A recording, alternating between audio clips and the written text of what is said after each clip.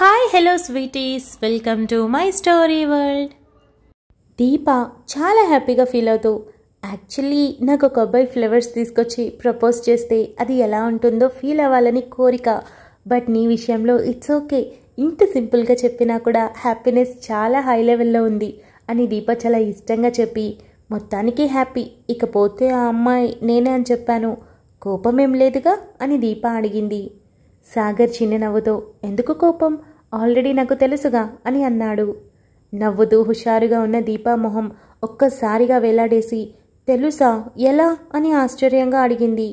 ఆ రోజు కాలేజ్లో అదే మా క్లాస్ అమ్మాయి ప్రపోజ్ చేసిందని చెప్పాను, నీకు పరిచయం చేశానుగా, తానే నువ్వు నన్ను ప్రేమిస్తున్నావని నాతో మొదటిసారి చెప్పింది. చాలా ఆలోచించాను, ఆ ప్రాసెస్లోనే మరో అమ్మాయిని కాఫీ డేకి పిలిచా. నీ మొహంలో జెలస్ కనిపించింది, బట్ నాకు అమ్మాయిల గురించి పెద్దగా తెలియదు, అందుకే కన్ఫర్మ్ చేసుకోలేకపోయా. ఇంటికి వెళ్ళాక నాకు కాల్ చేసే అమ్మాయికి కాల్ చేసి ఒక అమ్మాయి మనల్ని ప్రేమిస్తుందని ఎలా తెలుసుకోవాలని అడిగి కనుక్కోవాలనుకొని 100 సార్లు ఫోన్ చేశాను. బట్ నువ్వు లిఫ్ట్ చేయలేదు. మేబీ కాలేజ్లో జరిగిన వాటికి ఫీల్ అయ్యి నా మీద కోపంతో లిఫ్ట్ చేయలేదని విషయం అర్థమైంది. ఆ తర్వాత పొద్దున్నే లేచి మరోసారి కాల్ చేస్తే నీ ఫోన్ మోగింది. నిద్రపోతున్నావు కదా, సైలెంట్లో పెడదామని వచ్చి చూసి నా నెంబర్ చూడగానే షాక్ అయిపోయాను. తీరా చూస్తే ఆ నెంబర్ నీదే అని పూర్తిగా అర్థమైపోయింది. ఇక అప్పుడు నువ్వు నన్ను ప్రేమిస్తున్నావని నాకు క్లారిటీ వచ్చేసింది. అప్పటి నుండి నేను గమనిస్తూనే ఉన్నాను. ఒక పర్సన్ని మనం గమనించడం మొదలుపెట్టి ఆ ప్రాసెస్లో వాళ్ళు కనుక మన మెంటాలిటీకి దగ్గరగా ఉండి బాగా నచ్చితే తిరిగి ప్రేమించడం తప్ప ఇంకేం చేయగలం. అదే నేను చేశాను. ఒక రకంగా చెప్పాలి అంటే అసలు అమ్మాయిలే అలవాటు లేని నేను నీకు అడిక్ట్ అయిపోయాను. నువ్వు ఏ రోజు నన్ను ఫ్లర్ట్ చేయాలని, నన్ను ముట్టుకోవాలని లేదా ఇంకా ఏదో ట్రై చేయాలని అనుకోలేదు. నీలా నువ్వున్నావు, అదే నాకు బాగా నచ్చింది. ఇకపోతే నేనే కొంచెం కొంచెం మారుతూ వచ్చాను. ఈవెన్ కొన్ని కష్టంగా అనిపించినా నీ వరకు వచ్చేసరికి ఇట్స్ ఓకే, పర్లేదు అనిపించేది. అప్పుడే అర్థమైంది నీతో నేను లైఫ్ లాంగ్ చాలా ఈజీగా అడ్జస్ట్ అయిపోగలనని. అసలు నీతో ఉంటే అడ్జస్ట్మెంట్స్కి ఈజీగా అలవాటే పడిపోతాను అని అర్థమయ్యాక ఇక ఈ లైఫ్కి నువ్వే అని డిసైడ్ అయిపోయాను. కానీ ఇలా ఇంత తొందరగా ప్రపోజ్ చేస్తావని మాత్రం ఎక్స్పెక్ట్ చేయలేదు, ఇప్పుడైతే అసలు అనుకోలేదు అని సాగర్ అన్నాడు. ఏం చేయను బాబు, రోజులు అసలే బాలేవు, ఎప్పుడు ఎవరొచ్చి తన్నుకుపోతారో అర్థం కాని పరిస్థితి. నువ్వేంటంటే చదువు పూర్తయిపోయింది, ఇక జాబ్లో పడ్డావంటే కంటికి కూడా కనిపించావు. అందుకే ప్రపోజ్ చేసేస్తే రిలాక్స్గా ఉండొచ్చని డిసైడ్ అయ్యి ఇదిగో ఇలా తీసుకొచ్చాను. నాకు మనిషి ఇంపార్టెంట్ కానీ మంచి రోజు ఇంపార్టెంట్ కాదు. ఇక అన్నింటికీ మించి చెప్పకుండా ఎన్ని రోజులని నానుస్తూ ఉంటాను. నీ ఒపీనియన్ ఏంటో తెలిస్తే నేను కూడా హ్యాపీనే కదా. ఒప్పుకుంటే చాలా చాలా సంతోషం, ఒప్పుకోకపోతే నన్ను నేను నార్మల్ చేసుకోవడానికి నాకు టైం పడుతుందిగా. ఎక్కువ రోజులైపోతే ఆ అడిక్షన్ల నుండి బయటికి రాలేను కదా. అందుకే తొందరగా చెప్పేద్దామని డిసైడ్ అయ్యాను. దానితో పాటు మధు వదిన నాకు బూస్టప్ ఇచ్చి పంపించింది, అందుకే చెప్పేశా అని దీపా చెప్పింది. దీపా, నా వరకు ఆలోచిస్తే నీ డబ్బు నాకు సమస్య కాదు. ఎందుకంటే రేపటి రోజు పెళ్ళయ్యాక నువ్వు నా దగ్గరికి వస్తావు కాబట్టి ఉన్న దాంట్లో అడ్జస్ట్ అవ్వాలి. నీ ఆస్తిని ఇచ్చినా కూడా నేను తీసుకోను, నాకు అవసరం లేదు, నేను సంపాదించుకోగలను. ఆ తెలివితేటలు నా దగ్గర బోలెడనున్నాయి. ఒకవేళ సంపాదించలేకపోతే ఇంట్లో కూర్చొని రైస్ మిల్ చూసుకున్నా సరే నీకు లగ్జరీగా అన్నీ జరపగలను. ఇకపోతే నువ్వు ఆలోచించుకో, అడ్జస్ట్ అవ్వగలవలేదో. ఆల్రెడీ ఇద్దరం 10 నిమిషాల క్రితమే అడుగు ముందుకు వేసేసాం, కానీ మళ్ళీ ఇంకో అవకాశం ఇస్తున్నాను, బాగా ఆలోచించుకో. ఇప్పుడు ప్రేమలో ఉన్నావు కాబట్టి ఆ హుషారు మీద ఆ ప్రేమలో నీకేం కంటికి కనిపించవు. కానీ ప్రశాంతంగా కూర్చొని ఆలోచిస్తే రేపటి రోజు లోటుపాట్లు కూడా ఏముంటాయో అన్నీ తెలుస్తాయి. అవన్నీ నేను యాక్సెప్ట్ చేయగలను అని నువ్వు అనుకుంటే మనం మరింత హ్యాపీగా ముందుకు వెళ్దాం అని సాగర్ క్లియర్గా చెప్పేశాడు. బావా, అప్పుడో మాట ఇప్పుడో మాట లేదు, ఫిక్స్ అయిపోయాను కదా, ఇక అంతే, అడ్జస్ట్ అవుతాను, చాలా చాలా అడ్జస్ట్ అవుతాను. నెలలో 10 డ్రెస్సులు కొంటాను, నువ్వు ఒకటైనా కొనిస్తావు కదా, చాలు. ఇక సంవత్సరంలో 4-5 సార్లు ట్రిప్లకి వెళ్తాను, మనం ఒక్కసారి వెళ్దాం. ఇక నాకేమీ బెంచ్ కారే అవసరం లేదు, సింపుల్గా బైక్ అయినా పర్లేదు. ఇక భోజనం పెట్టలేనంత దీన స్థితిలో నువ్వు లేవు, అది చాలు నాకు. అయినా ఫ్యూచర్లో మంచిగా సంపాదించి కంపెనీ పెడతానన్నావు, మరి నాకెందుకు లగ్జరీస్ ఇవ్వవు? నువ్వు సక్సెస్ అవ్వాలి, నాకు అన్ని లగ్జరీస్ ఇవ్వాలి, అంతే, గుర్తుపెట్టుకో అని దీప స్ట్రాంగ్గా చెప్పింది. సాగర్ చిన్న స్మైల్తో, దీప ఇవ్వలేనని కాదు, జస్ట్ చెప్తున్నా అని అన్నాడు. వద్దు, నువ్వేం చెప్పక్కర్లేదు, నేను అన్నీ ఆలోచించుకున్న తర్వాతనే డిసైడ్ అయ్యాను. అయినా నీ ఫ్యామిలీ ఏంటి, నీ ఆస్తిపాస్తులేంటి, నువ్వు మంచివాడివా కాదా, నీ ఇంట్లో వాళ్ళు నన్ను బాగా చూస్తారా లేదా, ఇవన్నీ నాకు తెలియకుండానే అడుగు ముందుకు వేశాను అనుకుంటున్నావా? ఎంతో ఆలోచించుంటానుగా, అంత వెర్రి వెంగళమ్మలాగా కనిపిస్తున్నానా నీకు అని దీప అడగడంతో సాగర్ గట్టిగా నవ్వేశాడు. సాగర్ నవ్వు చూడగానే దీప మైమర్చిపోయి, ఇదిగో ఈ నవ్వుతోనే ఇంత క్యూట్గా కనిపించే నన్ను పడేశావు బాబు, మళ్ళీ ఎందుకు అన్నావు, ఎవరినైనా పడేద్దామనా అని దీప చుట్టూ అటు ఇటు చూడడంతో, నన్ను పడేయడం అంత ఈజీ ఏం కాదు, సో డోంట్ వరీ అని సాగర్ చెప్పాడు.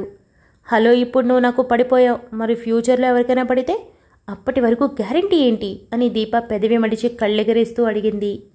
దీప, బేసిక్గా నీకు పడిపోవడానికి కారణం నువ్వు నన్ను ప్రేమించావని కాదు, నా క్యాలిక్యులేషన్స్ నాకున్నాయి. ఆలోచించాను, ఫ్యూచర్లో ఎవరో ఒకరిని పెళ్లి చేసుకోవాలి.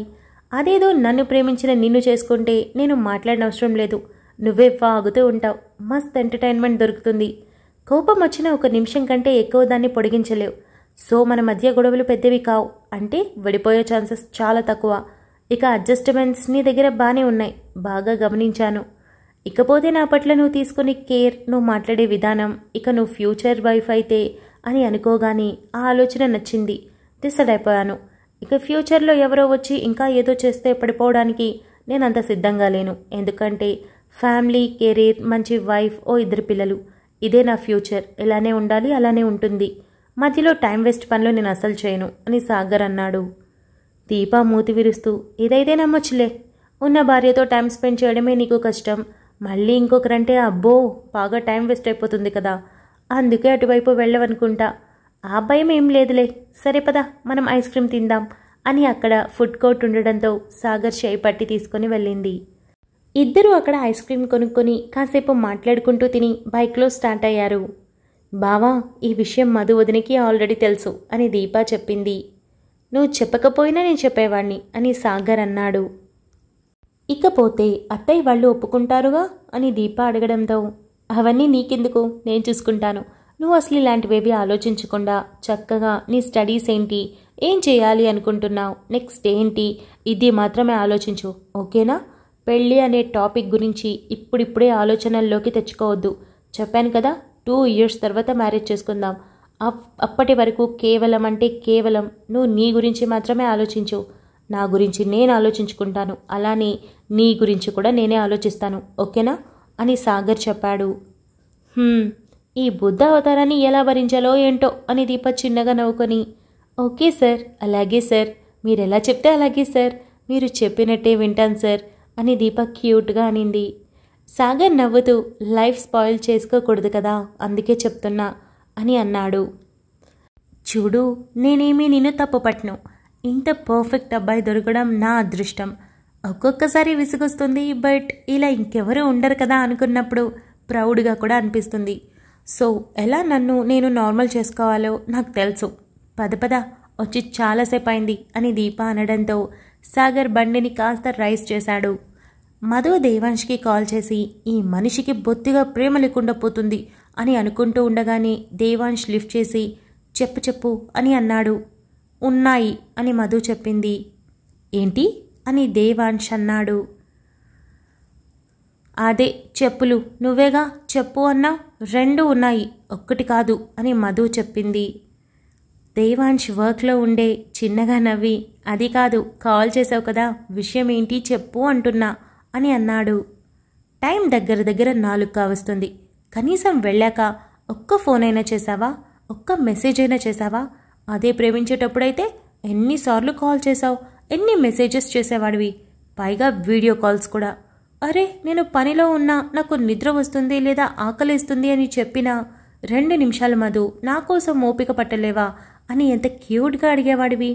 ఇప్పుడు చూడు, నేను చేసే వరకు అట్లీస్ట్ నేను నీకు గుర్తు కూడా రాలేదు. ఇదిగో ఇప్పుడు నేను నీ భార్యనైపోయాను, ఇప్పుడు నిన్ను ముందు కన్నా ఎక్కువ ప్రేమించేస్తున్నా, నువ్వేంటంటే అవాయిడ్ చేస్తున్నావు అని మధు అలకగా మాట్లాడింది. దేవాంష్ నవ్వుతూ, చాలా రోజుల తర్వాత వచ్చాను కదా, వర్క్ చాలా ఎక్కువగా ఉంది, బిజీగా ఉన్నాను, అందుకే కాల్ చేయలేదు, చెప్పాలంటే ఇంతవరకు లంచ్ కూడా చేయలేదు అని దేవాంష్ అనడంతో అప్పటి వరకు మధు మాట్లాడిన మాటలని డస్ట్బిన్లో వేసి, ఏంటి ఇంకా తినలేదా, ఇందుకే నాకు కోపం వచ్చేది, ఫోన్ చేయకపోతే చేయకపోయావు, కాసేపు వర్క్ పక్కన పెట్టి 5 నిమిషాలు తినలేవా, అంత సంపాదించేది ఎవరి కోసం చెప్పు, ఎవరి కోసం అని మధు అరవడంతో మధు కూల్, ఇంకొక 10 నిమిషాలు, ఆ తర్వాత తింటాను, లేదు అంటే నేరుగా ఇంటికి వచ్చేస్తాను అని దేవాంశ్ అన్నాడు. నాకు నిజంగా కోపం వస్తుంది. Time sense ఉండక్కర్లేదా? 3 పూట్ల 10 నిమిషాల చొప్పున తినడానికి కేటాయించడానికి అంత ఒళ్ళు బరువా? ప్రపంచంలో అందరూ పనులు చేస్తున్నారు, నువ్వు మాత్రమే పనిచేస్తున్నట్టు బిల్డప్ ఇస్తున్నావు. నువ్వు ఇలా చేసేటట్టయితే నేను నీతో అస్సలు మాట్లాడను అని మధు అంటూ ఉండగా, రేపటి నుండి ఇలా జరగదు. నేను ఏ టైంకి తినాలని నువ్వు కాల్ చేస్తే ఆ టైంకి తినేస్తాను, ఓకేనా అని దేవాంశ్ అన్నాడు. నమ్ముతా, మళ్ళీ మళ్ళీ అంటే నాతో కాదు, నేను చాలా సీరియస్ అవుతాను అని మధు చెప్పడంతో, సరే ఇంకో గంటలో వీలైతే అరగంటలో బయలుదేరేస్తా, టేక్ కేర్ అని దేవాంశ్ చెప్పడంతో, సరే బాయ్ అని మధు కాల్ కట్ చేసింది. మేఘనాకి చాలా బోర్గా అనిపించి మధు రూమ్లోకి వెళ్ళి, మధు నాకు బోర్ కొడుతుంది అంటూ సోఫాలో కూర్చుంది. మధు అప్పుడే ఫోన్ పెట్టడంతో, పెళ్లి చేసుకోవమ్మా, బోరే కొట్టదు, మొగుడితో 4 తిట్లు 10 గొడవలతో హ్యాపీగా గడిచిపోతుంది అని చెప్పింది. మేఘన నవ్వుతూ, ఏంటి కాస్త హైపర్గా ఉన్నా అని అడిగింది. మీ బావకి పని ఉంటే చాలు, తిండక్కర్లేదు, టైం 4 అవుతుంది, ఇంతవరకు ఒక ముద్ద కూడా ముట్టుకోలేదు అని మధు చెప్పడంతో, మేఘన నవ్వుతూ, బావ ఇప్పుడే కాదు ఇంతకు ముందు కూడా అంతే, వర్క్ మొదలు పెడితే మనుషులు కనిపించరు, చాలా చిన్న ఏజ్ నుండే మా అమ్మాయికి హెల్ప్ చేయడం మొదలుపెట్టాడు. కానీ ఒక్క విషయం ఒప్పుకోవాలి, నిన్ను పెళ్లి చేసుకున్న తర్వాత బావ చాలా మారాడు. అంటే ఫ్యామిలీని చూసుకోవడం, కేర్ చేయడం ఇది రెగ్యులర్గా ఉండేవే, బట్ సెన్సిటివ్గా ఉన్న బావ ఓవర్ సెన్సిటివ్ అయిపోయాడు. ఆ రోజు మండపంలో బావ మాట్లాడేటప్పుడు నీ వైపు చూసిన చూపుల్లో ఎంత ప్రేమ కనిపించిందో, కళ్ళల్లో కన్నీళ్లు కూడా చూశాను. తెలుసా, నా లైఫ్లో ఫస్ట్ టైం బావ కన్నీళ్లు చూశాను అని మేఘన చెప్పింది. ఇప్పటి వరకు మీ బావ మీద చాలా కోపంగా ఉన్నాను, నువ్వు ఈ మాటలు చెప్పగానే ఐసైపోతున్నా అని మధు నవ్వడంతో మేఘన కూడా నవ్వేస్తూ, మీ ఇద్దరు ఒకరి మీద ఒకరు గొడవ పడ్డం జరగదులే, అంత పెద్ద ఇష్యూ జరిగితే తెల్లారి మేము వచ్చేసరికి ఇద్దరు కలిసిపోయారు, ఇక ఇంతకంటే పెద్ద ఇష్యూస్ ఏముంటాయి చెప్పు అని మేఘన అంటూ ఉండగా, మేఘనా మేఘనా అని తులసి గట్టిగా అరవడంతో పిన్ని పిలుస్తుంది అని మేఘన బయటికి వెళ్ళి, ఏంటి పిన్ని అని అడిగింది. ఇద్దరూ ఒకసారి కిందికి రండి, మీ నాన్న నీతో మాట్లాడాలంట అని తులసి చెప్పడంతో మేఘన లోపలికి వెళ్ళి, మధు నాన్న ఏదో మాట్లాడాలంట, వెళ్దాంరా అని మేఘన అనడంతో ఇద్దరూ కిందికి వెళ్ళారు. ఏంటి మామయ్య ఏదో మాట్లాడాలి అన్నావు అని వివేక్ అడగడంతో గజపతి నవ్వుతూ, 10 నిమిషాల ముందే నా ఫ్రెండ్ ఫోన్ చేశాడు, మొన్న రంజిత్ ఇష్యూ జరిగింది కదా, దాని గురించి పేపర్లో వచ్చిందిగా, అది చూసి దాని గురించి మాట్లాడడానికి చేశాడు. విషయం మాట్లాడుతూ ఉండగా వాడి కొడుకు గురించి గుర్తు చేశాడు, యూకేలో ఉంటాడు, పేరు జగదీష్, డాక్టర్. అందరూ ఆ న్యూస్ చూస్తే ఆ అబ్బాయి మాత్రం అందులో కనిపించిన మేఘనాన్ని చూశాడట. సో వాళ్ళ నాన్న ఇది నా ఫ్రెండ్ ఫ్యామిలీ అని చెప్పగానే ఆ అమ్మాయి ఎవరు అని అడిగాడట. నా ఫ్రెండ్ కూతురు అని చెప్పగానే, అయితే పెళ్లి సంబంధం మాట్లాడొచ్చు కదా, అమ్మాయి బాగుంది అన్నాడంట. వెంటనే నాకు కాల్ చేశాడు, వాళ్ళ ఫ్యామిలీ చాలా మంచిది, నాకైతే మేఘనాకి మంచి మ్యాచ్ వచ్చిందన్న ఫీలింగ్ కలిగింది. పైగా అబ్బాయి ఇండియా వచ్చి 10 డేస్ అవుతుంది, ఇంకో 3-4 డేస్లో వెళ్ళిపోతాడంట. సో ఈ లోపల పెళ్లి చూపులు పెట్టుకుంటే తర్వాత అన్నీ మాట్లాడుకొని కొంచెం నిదానంగా పెళ్లి పెట్టుకోవచ్చు. మీరందరూ ఏమనుకుంటున్నారు? ముందు నువ్వు అని మేఘన వైపు చూశాడు. నాన్న, నెల క్రితమే బావ పెళ్ళైంది, 4 రోజుల ముందే వివేక్ బావకి సుబ్బు అన్నకి పెళ్ళైంది, ఇంతలో నాకా? మీరు పెళ్ళిళ్ళు చేయకుండా ఉండలేరా? ఎప్పుడూ ఏదో ఒక పెళ్లి చేస్తూనే ఉంటారా అని మేఘన అడగడంతో అందరూ నవ్వేశారు. అది కాదురా, మధు నీకన్నా సంవత్సరం చిన్నది, అమ్ము నీకన్నా చిన్నది, అనన్య కూడా నీకన్నా చిన్నది, వీళ్ళ ముగ్గురికి పెళ్ళైపోయింది, మరి నీకు పెళ్లి కావద్దా? పైగా నా ఒక్కగానొక్క కూతురు పెళ్లి చూడాలని నాకు మాత్రం ముచ్చట ఉంటుందిగా. అక్కడ చూడు, మీ బలరాం బాబాయ్ ఎంత టీవీగా కూర్చున్నాడో, 2 కూతుర్లకి పెళ్లి చేసేశాడు, 2 మంచిగా పెళ్లి చేసుకొని హాయిగా ఉన్నారు, అందుకే ప్రశాంతంగా ఉన్నాడు. మరి నేను కూడా అలా ఉండొద్దా అని గజపతి ప్రేమగా అడిగాడు. మేఘన ఒప్పుకో అని మధు అనడంతో, ఇంకా అందరూ కలిసి కట్టబెట్టి సాగనంపాలని చూస్తున్నారుగా, కానివ్వండి, ఏం చేద్దాం అని మేఘన అనింది. విసుక్కోకురా, జస్ట్ పెళ్లి చూపులే, పెళ్ళిప్పుడే కాదు, ఇంకొంచెం టైం పడుతుంది, ఎందుకంటే అబ్బాయి అన్ని థింగ్స్ సెట్ చేసుకొని ఇండియా రావాలిగా అని గజపతి అన్నాడు. నాన్న, నువ్వు అంత దూరం వెళ్ళకు, నేను జస్ట్ పెళ్లి చూపులకి ఒప్పుకున్నా, పెళ్ళికి కాదు. అబ్బాయి నాకు నచ్చాలిగా, అబ్బాయితో మాట్లాడాక ఆలోచించి చెప్తా, నువ్వు వెంటనే కమిట్ అయిపోకు, నీ ఫ్రెండ్కి మాట ఇవ్వకు అని మేఘన ఖచ్చితంగా చెప్పడంతో గజపతి గుండ్రంగా తల ఊపి, చాలు చాలు, ఈ మాట చాలు. నీకు నచ్చకపోతే ఏది జరగదు, కానీ అబ్బాయి నీకు నచ్చుతాడు, ఇది కన్ఫామ్ అని గజపతి చెప్పడంతో మేఘన ఆలోచిస్తూ సరే అని అనింది. నాకైతే భలే ఖుషీగా అనిపిస్తుంది. ముందు అక్క పెళ్ళిని ఎంజాయ్ చేశాం, ఆ తర్వాత మా పెళ్ళిళ్ళు, ఇప్పుడు మేఘన పెళ్ళి. అందరం కలిసి ఒకే దగ్గర ఎన్ని రోజులుగా ఎంజాయ్ చేస్తున్న ఫీలింగ్ కలుగుతుంది. చాలా బాగా అనిపిస్తుంది అని అనన్య అనింది. ఏం బాగా అనిపిస్తుంది అంటూ దీప లోపలికి రావడంతో సాగర్ వస్తూ ఒక కవర్ మధు చేతికిచ్చి ఇదిగో ఐస్ క్రీమ్స్ అందరికీ అని చెప్పాడు. ఇంట్లో మరో పెద్ద పండుగ రాబోతుంది అని అమృత అనడంతో అవునా ఏంటది అని దీప అలాగే చూస్తూ నేను లేకుండా చేసేస్తున్నారా మీరు, అలా బయటికి వెళ్ళి ఇలా వచ్చే లోపల ఏదో పండుగ అంటున్నారు అంటూ కూర్చుంది. మేఘనాకి పెళ్లి చూపులు రేపో ఎల్లుండో ఇంకా తెలీదు, అమ్మగారు పెళ్లి కూతురు కాబోతున్నారు అని మధు చెప్పడంతో హే వదినా అని దీప ముందు ఎగ్జైట్ అయి వెంటనే నీరసించిపోతూ నాతో పాటుగా నువ్వు నాకు తోడుగా ఒక బ్యాచులర్ పిల్లవి దొరుకుతావు అనుకుంటే నువ్వు కూడా పెళ్లి చేసుకొని ఆంటీ అయిపోవాలని ఫిక్స్ అయ్యావా? అవునులే, మొన్న అన్నావుగా మంచి అబ్బాయి దొరికితే ఆంటీ ఏంటి అమ్మమ్మ కూడా అయిపోతానని. అయిపో అని దీప అనింది. మేఘన నవ్వుతూ పెళ్ళి కాదమ్మా, పెళ్లి చూపులు మాత్రమే, అబ్బాయి నచ్చొద్దా అని మేఘన అనడంతో మధు ఐస్ క్రీమ్ తీసుకొని అక్కడి నుండి వెళ్తూ బావతో ఉన్న క్లోజ్నెస్కి తనని ఏమైనా లైక్ చేస్తుందేమో అనుకున్నానే, లేనట్టుంది. వాళ్ళిద్దరి మధ్య ఉన్నది బహుశా ఫ్రెండ్షిప్ కాబోలు, అనవసరంగా మిస్అండర్స్టాండ్ చేసుకున్నా అని చిన్న నవ్వుతో వెళ్ళింది. Thank you so much for listening guys. Update నచ్చినట్లయితే లైక్ చేయండి, షేర్ చేయండి, కమెంట్ చేయండి, అలానే సబ్స్క్రైబ్ చేసుకోండి. వచ్చేసాను ముచ్చట్లకి. 14K స్పెషల్ ఎక్స్ట్రా అప్డేట్ అడిగారు, చాలామంది అడిగారు, చాలా సార్లు అడిగారు, బట్ కుదరలేదు. నేను కూడా చెప్పకుండా సర్ప్రైజ్ ఇవ్వాలనుకున్నాను యాక్చువల్లీ ఈరోజు, కానీ ఎంత ట్రై చేసినా ఒక్కోసారి కుదరదు కదా, అలా స్పాయిల్ అయిపోయింది మొత్తం. ఇక ఈ ఎక్స్ట్రా అప్డేట్ అయితే కంపల్సరీ ఇస్తాను, ఎందుకంటే 14K స్పెషల్ కింద ఒక 2 days లోపు ఎప్పుడైనా రావచ్చు, ఎలా అయినా రావచ్చు. అంటే సర్ప్రైజ్ లాగే ఉండాలి కదా. నేను రేపు ఇచ్చేస్తాను, రేపు మధ్యాహ్నం ఇచ్చేస్తాను, రేపు సాయంత్రం ఇచ్చేస్తాను, అలా కహానీలు చెప్పను, కానీ సర్ప్రైజ్గా అయితే అప్డేట్ వస్తుంది. మీరు ఆశ్చర్యపోయి ఈ టైంలో ఇలా ఇచ్చారా అనేలాగా ఇస్తానన్నమాట. సో జస్ట్ వెయిట్ చేయండి.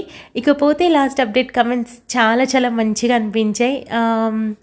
సంజయ్ కొంచెం నచ్చలేదని కూడా చెప్పారు, బట్ ఇట్స్ ఓకే. ఒక మనిషి అన్న తర్వాత పర్ఫెక్ట్గా ఉండరు కదా, లోపాలు చాలా ఉంటాయి, ప్రతి ఒక్కరిలో లోపాలు ఉంటాయి. లోపం లేని మనిషి ఐ థింక్ ఉండరు. సో సంజు కూడా నార్మల్ అబ్బాయి, బెదిరించి చేసుకున్నాడు, బట్ తనకి 1,00,000 కారణాలు ఉన్నాయని చెప్తున్నాడు కదా. ఆ కారణాలు ఏంటో మనకు తెలియకుండా జడ్జి చేయకూడదు కదా. సో రియల్ లైఫ్లోనే అంతే, మనం ఒక పర్సన్ గురించి ఏమీ తెలియకుండా పైన మెరుగులు చూసి లేదా కోపతాపాలు చూసి జడ్జ్మెంట్ ఇవ్వకూడదు. సో లోపల మరో మనిషి ఉంటారు, వాళ్ళెంతో స్వీట్గా సెన్సిటివ్గా కూడా ఉంటారు. సో మా సంజు అలానే అనమాట. సో పూర్తిగా ఇప్పుడే జడ్జిమెంట్కి రాకండి, కొంచెం స్టోరీ ముందుకు నడిచాక అప్పుడు డిసైడ్ అవ్వండి, ఓకేనా? అంతే, ఇంతకు మించి ఏం చెప్పలేను. ఇక ఈ అప్డేట్ ఎలా అనిపించిందో కమెంట్ చేయండి.